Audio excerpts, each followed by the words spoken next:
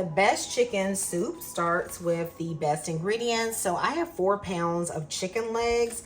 I really prefer to use a whole chicken for this, but can you believe that my store did not have whole chickens? And the ones they had were just not good. Like, I don't eat some of those brands. So y'all, I'm using chicken legs today. I love using dark meat chicken like legs or thighs because they are more tender. They add the fat, has the flavor, and plus you get a bone with each one of these, which is going to make your broth taste absolutely divine. I know y'all see it, baby.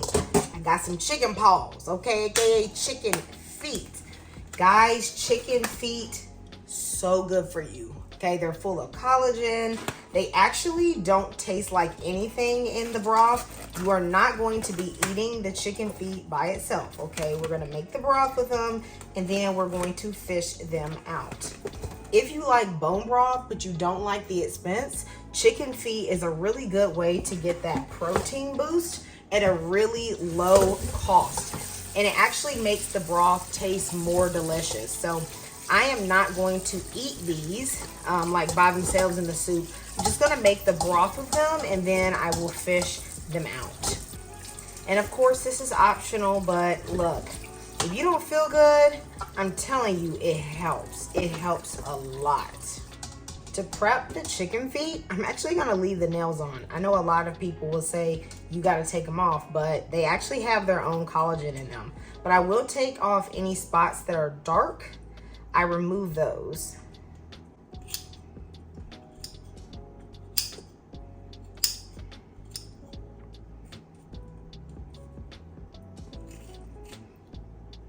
If you want to take off the nails of the chicken, okay, then all you have to do is just clip them off and they pop off easy time, okay? Rinse off all the chicken pieces again. I feel like if I don't at least rinse and rub the chicken well, the broth of the soup comes out really cloudy, and I don't like that.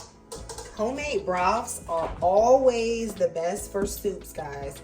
Now, of course, you can get yours from the store, but why? Why when it's so easy to do at home? So I'm adding my 4 pounds of chicken, and then this is 3/4 of a pound of chicken feet.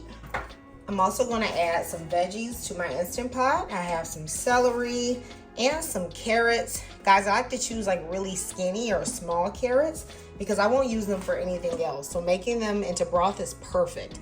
I'm also gonna add some fresh sage, rosemary, and thyme. You could use dried if you don't have fresh. A whole onion. And this is just like some garlic skins and some really tiny garlic cloves that I do not wanna peel and chop. Y'all know you always got to add a bay leaf. May not know what to do, but baby, it better be in there. Some peppercorns and some chicken seasoning. I am gonna put in some water. This is like 6 to 8 cups of water, but you definitely don't wanna go over the max fill line for your Instant Pot. Or if you're doing this on the stove, of course, you can just simmer this until the chicken is tender. I'm also going to add some chicken bouillon paste. It's going to give like a richness to the broth. I'm telling y'all, that combined with that chicken feet and the bones and them chicken legs is so good. I won't add any salt yet. Just going to cover my Instant Pot. I am going to pressure cook this for about 15 minutes and then allow it to natural press release about 15 minutes as well.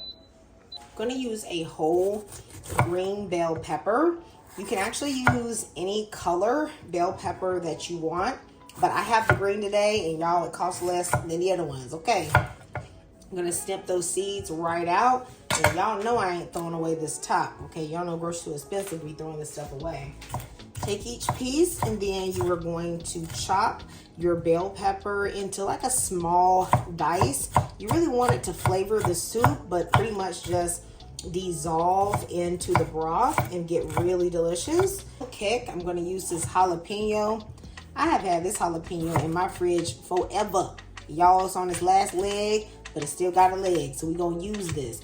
It's actually not going to add too much heat to this because I'm removing the seeds and the membrane. For my squash, I'm gonna use some kabocha squash. You could also use pumpkin or calabaza or butternut squash. All of those are great options, but I love kabocha squash the best. I feel like it's sweeter and it's also nice and dense. Whereas butternut squash to me can sometimes be quite watery. The trick to dealing with these hard squashes is simply to have a nice sharp knife. Then you can deal with it easy time. I'm gonna cut this squash into like 1 inch to 1.5 inch chunks. And something else you can do is even just buy your squash frozen and then throw it in there. Baby, I'm not judging you, okay? Take the shortcut if you need to. You do what you need to do to get food on that table, all right?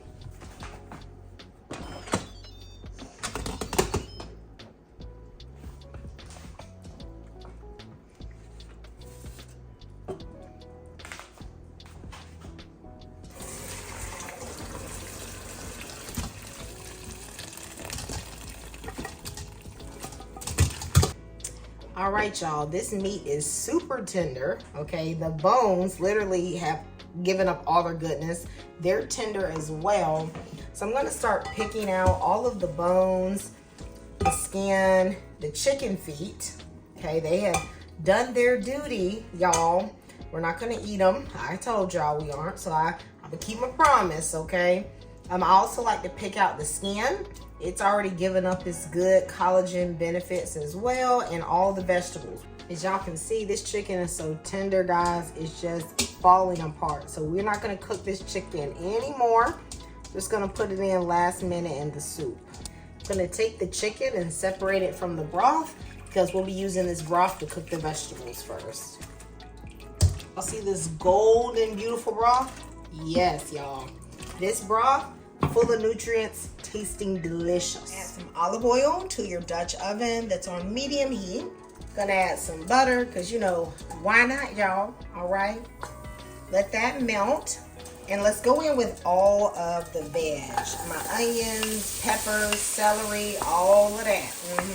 The only thing I'm not gonna put in yet is that squash. I'm also putting in about 6 cloves of crushed garlic. A little salt will encourage the veggies to release their water. So just a nice fat pinch.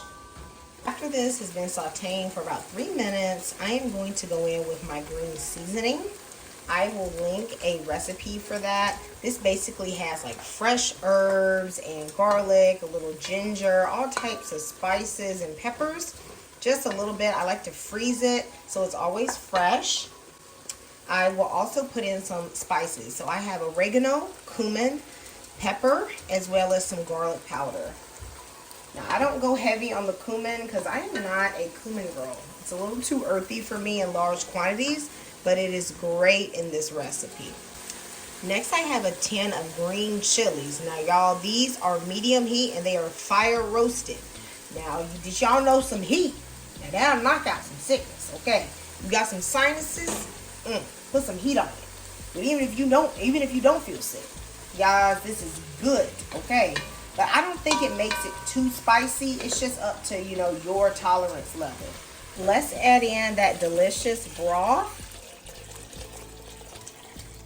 I'm not adding the chicken yet because the chicken is already well cooked.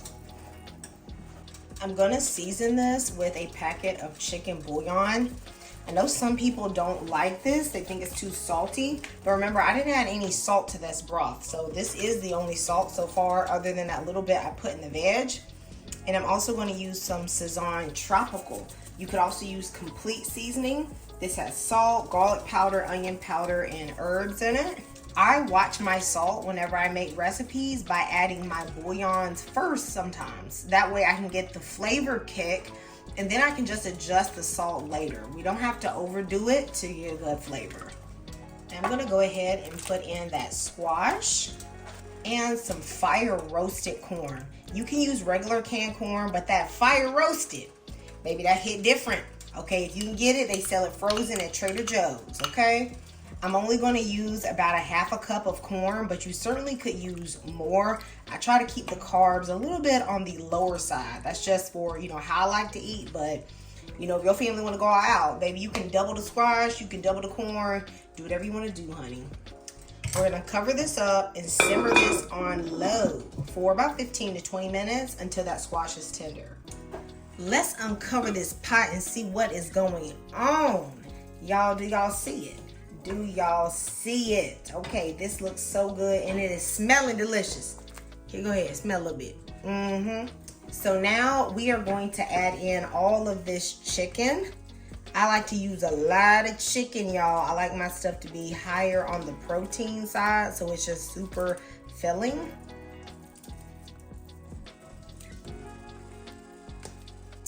All right, so I'm gonna mix this in. Oh my goodness, this is smelling so good. Okay, now if you want yours to have a little bit, you know, like be a little bit more hearty, you could certainly add in cooked rice or quinoa, but I only do that once I serve it to myself because it just swells up and thickens the rest of the soup if it sits overnight. Acids in a soup really kick up the flavors, so I am going to use a little bit of lime juice. It's just gonna bring a little bit of brightness to this recipe. I'm also gonna freshen up the flavor with some fresh cilantro. Now, if you think cilantro tastes like soap, maybe just use some parsley, okay? It's still going to be good. Now, y'all know this soup looks absolutely delicious. I want you to let me know in the comments if you are going to try this, guys. I've been eating on this all week. I feel great. It tastes so good and warming. Let me know how your family loves it because I'm telling you, they are really going to enjoy this recipe. It's a very unique but very delicious soup. God bless you for watching my channel and supporting me. I'll see you next time in Kamira's Kitchen. Goodbye.